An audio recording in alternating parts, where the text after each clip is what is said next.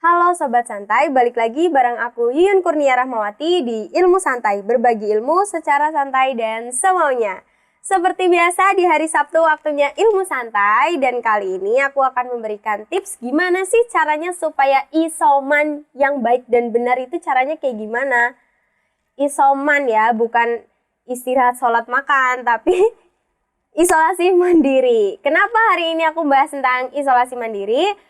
Karena aku udah merasakan isolasi mandiri dan aku kepengen berbagi tips buat teman-teman semuanya di rumah supaya melakukan tata cara isoman yang baik. Gimana sih ceritanya Kak Yun kok bisa di isoman dan tipsnya apa aja sih supaya baik dan benar tata cara pelakuan isoman itu sendiri? Sebelum kita masuk untuk bahas-bahas lebih lanjut, kita opening dulu.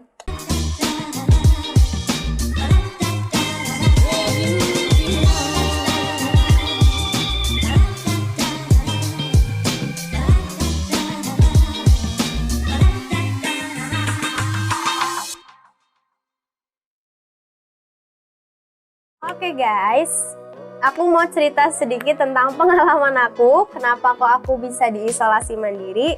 Jadi ada beberapa faktor yang membuat aku itu diisolasi mandiri. Salah satunya karena aku kan tinggalnya sama saudara. Nah, saudara aku itu ada yang berkontak langsung dengan orang yang positif COVID. Jadi kebijakan dari kerjaannya, karena itu teman kerja yang kena, jadi semua orang yang berkontak langsung dengan orang yang positif itu dia harus diisolasi mandiri. Karena aku tinggal bareng sebagai warga negara yang baik dan aku mentaati protokol kesehatan, aku pun ikut isolasi mandiri. Walaupun akunya nggak kenapa-napa sebenarnya. Awalnya nggak kenapa-napa. Awal-awal aku ikut isolasi mandiri, hari pertama, hari kedua, hari ketiga aku masih kayak enjoy aja, biasa aja, dan aku ngerasa badan aku baik-baik aja. Giliran hari kelima isolasi mandiri, aku merasakan hal yang aneh di badan aku. Salah satunya aku ngerasa badan aku lemes banget dan aku ngalamin yang namanya demam. Demam, pilek sama batuk yang ringan. Tapi aku masih positive thinking waktu itu karena apa? Karena aku ngerasa badan aku emang lemah banget kalau misalnya lagi cuacanya agak enggak gimana sih, cuacanya tuh berubah-ubah gitu loh, panas hujan gitu. Jadi akunya badannya itu sering sakit kalau misalnya di cuaca seperti itu. Jadi aku positive thinking aja, mungkin ini karena cuaca jadi aku seperti ini. Wah, terusan paginya waktu isolasi hari ke-7 itu aku udah mulai bangun dan ternyata ada yang aneh ini di badan aku sendiri. Aku ngerasain aneh banget karena aku nggak bisa nyium apa-apa. Aku terkena yang namanya anosmia atau kehilangan indera penciuman waktu itu. Kurang lebih 3 hari aku nggak bisa nyium, dan selama 3 hari itu aku nggak bisa ngerasain makanan juga, dan alhamdulillah sekarang udah sembuh. Alhamdulillah aku udah baik-baik aja dan sekarang ketemu kalian semuanya di rumah. Jadi buat yang lagi ngalamin itu, kalian harus semangat dan jangan lupa minum air putih yang banyak dan vitamin juga, oke? Dan kalian harus pinter-pinter ya yang lagi positif COVID. Jangan percaya berita-berita yang hoax, karena banyak banget berita-berita yang hoax untuk penyampaiannya itu nggak sesuai fakta. Jadi harus hati-hati, kita harus pinter memilih berita yang baik itu yang mana gitu. Jadi harus pinter banget milih berita. Nah, jadi teman-teman yang harus kalian ketahui, sebenarnya kan kalau misalnya kita kena COVID itu ada nih beberapa gejalanya. Walaupun kita biasanya ada yang dinyatakan positif, ternyata dia nggak bergejala. Kayak aku tadi yang ada beberapa gejala anosmia, demam dan segala macam, itu berarti aku tergolong ke gejala yang gejala ringan. Kan ada tanpa gejala ringan, gejala sedang dan berat. Nah, aku termasuk yang awalnya emang nggak kenapa-napa, tapi ternyata aku ada nih beberapa gejala dan masuk ke gejala ringan. Nah, aku mau bahas tentang tanpa gejala dan gejala ringan. Aku mau bahas dua itu, gimana sih tata cara isoman yang baik dan benar untuk dua gejala itu. Oke, langsung aja ya.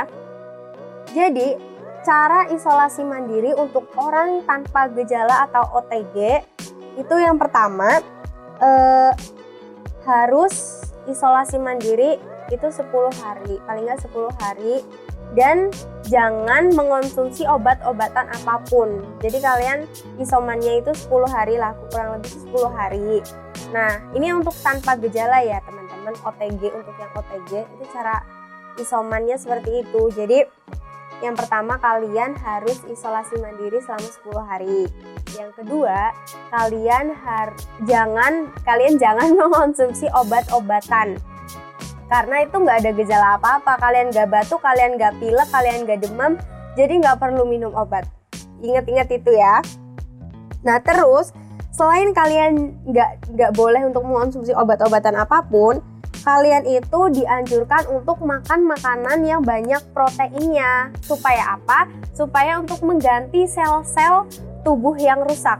Jadi kalian harus makan banyak makanan yang mengandung protein yang tinggi supaya sel-sel yang rusak tadi itu bisa diperbarui lagi gitu ya. Gak usah minum obat karena kalian gak ada gejala apa-apa, jadi please stop minum obatnya gitu.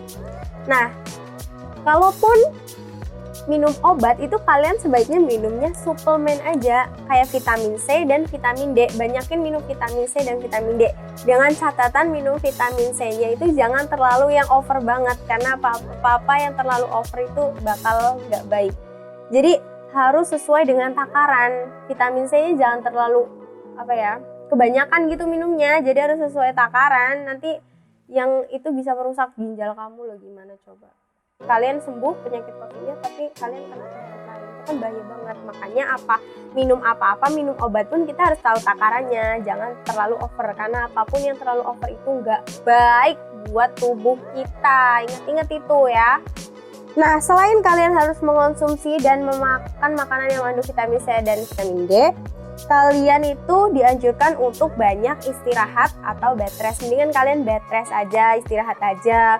Boleh nggak kalau olahraga? Boleh, dengan catatan tubuh kalian itu sedang fit dan kalian tuh nggak mengalami yang namanya lemes. Kalau misalnya olahraganya dalam keadaan yang fit, oke aja, nggak apa-apa. Kayak aku, waktu aku isolasi mandiri hari pertama sampai hari keempat, aku tuh selalu rutin olahraga setiap paginya. Karena aku merasa badan aku biasa aja dan aku bisa olahraga. Nah, setelah aku mengalami demam dan aku anosmianya hilang, aku berhenti untuk olahraganya karena aku ngerasa tubuh aku nggak kuat gitu. Jadi lebih baik kalau misalnya lemes nggak usah olahraga dulu gitu. Dan besok kalau misal udah fit lagi, baru deh kita boleh olahraga lagi. Diingat-ingat ya. Dan yang terakhir, ini yang paling penting banget, kalian harus minum cukup air putih. Karena air putih itu penting banget buat kesehatan tubuh kita. Manfaatnya banyak banget buat kesehatan tubuh kita. Pagi-pagi bangun tidur kalian harus usahain minum air putih dulu ya sebelum beraktivitas, supaya badan kita itu lebih bersiap gitu untuk melakukan aktivitas. Mendingan minumnya air putih aja gitu sih. Nah, itu tadi beberapa tips dan gimana sih cara isoman yang baik dan benar untuk untuk tanpa gejala, untuk orang tanpa gejala ya yang aku sebutin tadi. Nah, sekarang kita masuk ke isoman yang baik dan benar untuk gejala ringan. Dengan catatan gejala ringan itu, apa aja sih Kak gejalanya kok bisa disebut gejala ringan? Apa aja sih gejala-gejalanya? Yang pertama itu demam lebih dari 2 hari, terus terdapat nyeri sendi, anosmia, batuk ringan tanpa sesak nafas. Nah, itu tadi 4 gejala yang dinyatakan sebagai gejala ringan dan aku mengalami yang namanya gejala ringan, anosmia, batuk ringan, dan demam. Nah, untuk teman-teman yang misal lagi gejala ringan dan kalian itu mengalami yang namanya demam, itu kalian cukup minum paracetamol 500 mg 3 kali sehari. Minum paracetamol aja supaya panasnya cepat turun, dan itu harus sesuai takaran juga, nggak boleh terlalu yang over. Minum obat itu harus ada resepnya loh guys, nggak boleh asal minum aja gitu. Harus ada jeda waktunya juga, harus diinget-inget jam berapa minum obatnya gitu ya. Karena supaya lebih maksimal obat itu untuk mengobati tubuh kita. Nah, selain meminum paracetamol, kita juga harus banyak minum cukup air putih. Minum air putih yang cukup. Minum air putih yang cukup. Karena air putih itu penting banget buat tubuh kita, seperti yang aku jelasin tadi. Dan ada juga kita harus mengonsumsi makanan yang berprotein tinggi. Berprotein tinggi yaitu untuk apa? Untuk memperbaiki sel-sel tubuh kita yang rusak. Jadi kita harus makan makanan yang berprotein tinggi. Terus juga kita harus istirahat yang cukup. Lebih baik kita bed rest aja dan tidak dianjurkan untuk berolahraga karena untuk yang gejala ringan ini pasti akan mengalami yang namanya lemes. Seperti aku tadi, aku tahu lemes dan ya udah aku berhenti untuk olahraganya. Setelah aku udah fit lagi, aku kembali lagi untuk olahraga gitu. Nah, teman-teman, yang gejala ringan ini dia itu harus isolasi mandiri 10-14 hari.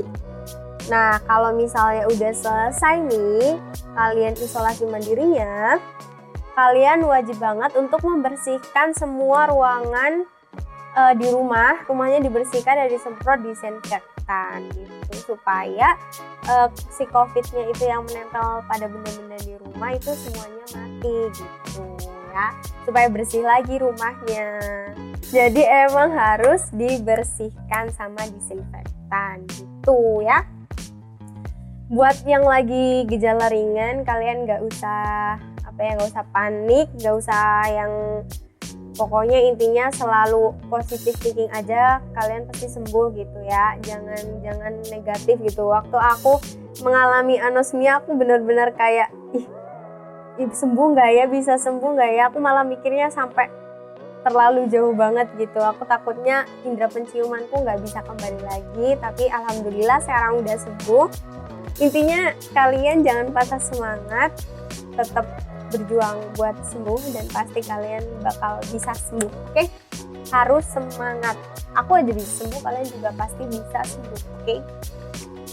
Nah, untuk itu kan tadi tanpa gejala dan gejala ringan. Ada lagi gejala sedang nih. Nah, kalau gejala sedang ini, setahu aku kalau gejala sedang ini harus berkonsultasi sama dokter. Dan biasanya dia itu diisolasi di rumah sakit atau di shelter isolasi.